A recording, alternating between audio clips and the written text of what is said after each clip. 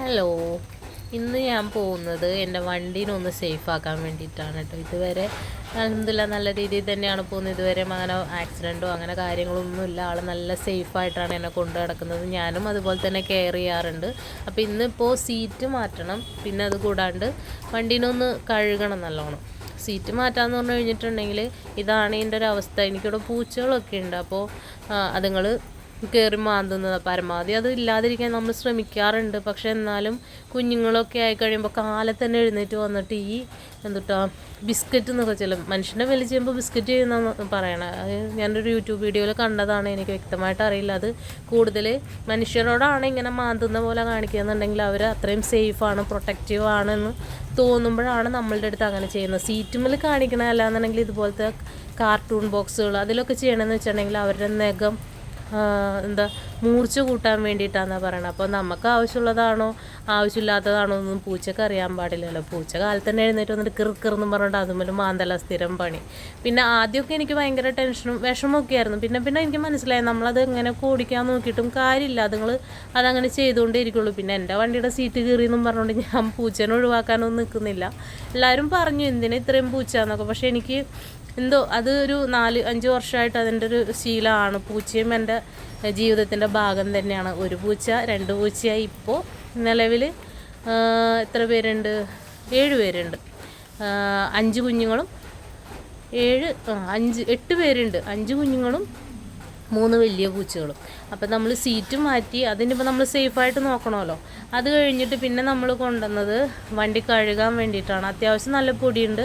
ഇത് ഞാൻ മന്ത്ലി ചെയ്യാറൊന്നുമില്ല, 2 മാസം 3 മാസം കൂടുമ്പോൾ അതുപോലെ വല്ല ഫങ്ഷനൊക്കെ വരുമ്പോഴാണ് ഈ സാധനം ഞാൻ കൊണ്ടുപോയി കഴുകുന്നത്. അല്ലാന്നുണ്ടെങ്കിൽ ഞാൻ തന്നെയാണ് ചെയ്യാറ്. അല്ലെങ്കിൽ ചിലപ്പോൾ മൂത്ത ആൾക്ക് ചെയ്യണമെന്ന് പറയുമ്പോൾ എന്നാൽ ചെയ്തു എന്ന് ഞാൻ പറയാറുണ്ട്.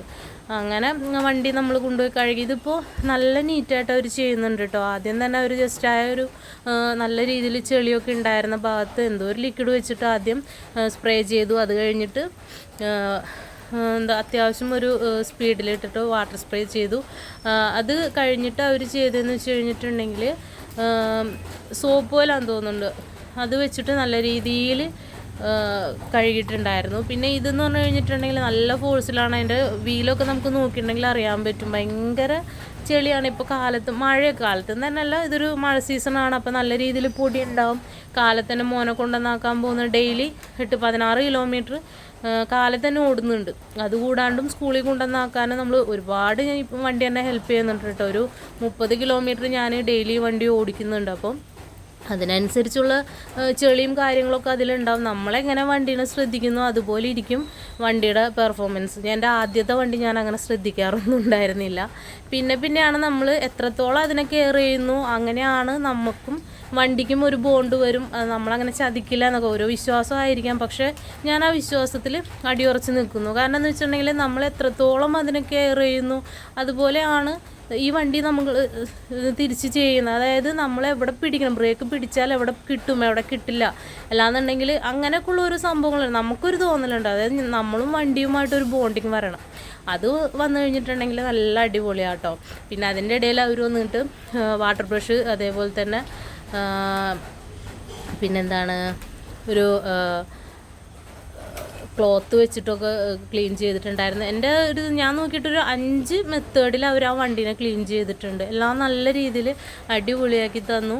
ഇതിൻ്റെ കോസ്റ്റ് നമുക്ക് വന്നേക്കുന്നത് 190 രൂപ കേട്ടോ. കൂടുതലാണോ കുറവാണോ എന്നൊന്നും അറിയില്ല, പക്ഷേ എനിക്കത് വർത്തായിട്ട് തോന്നി.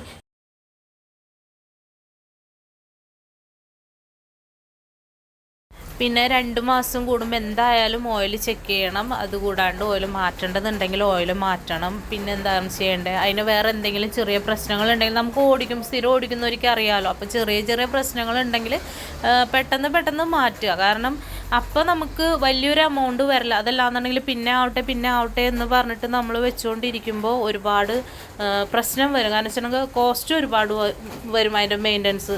അപ്പോൾ അതില്ലാതിരിക്കാൻ വേണ്ടിയിട്ട് ചെറിയ പ്രശ്നം വരുമ്പോൾ ചെറിയ രീതിയിൽ ചിലപ്പോൾ 50-60 രൂപയുടെ ഒക്കെ പ്രശ്നങ്ങളേ ഉണ്ടാവുള്ളൂ, പ്രത്യേകിച്ച് ആക്റ്റീവ പോലുള്ള വണ്ടികൾ. ഇതിപ്പോൾ നല്ലോണം പുതപ്പിച്ച് കൊടുക്കുന്നത് കുളിപ്പിച്ചതല്ലേ എന്ന് വിചാരിച്ചിട്ടൊന്നും അല്ല കേട്ടോ. നനയാതിരിക്കാനും അല്ല, മഴേനെ പേടിച്ചിട്ടൊന്നുമല്ല. മെയിനായിട്ടുള്ള പ്രശ്നം പൂച്ച സീറ്റ് മാന്തി പൊളിക്കും എന്നുള്ളത് കൊണ്ട് തന്നെയാണ്.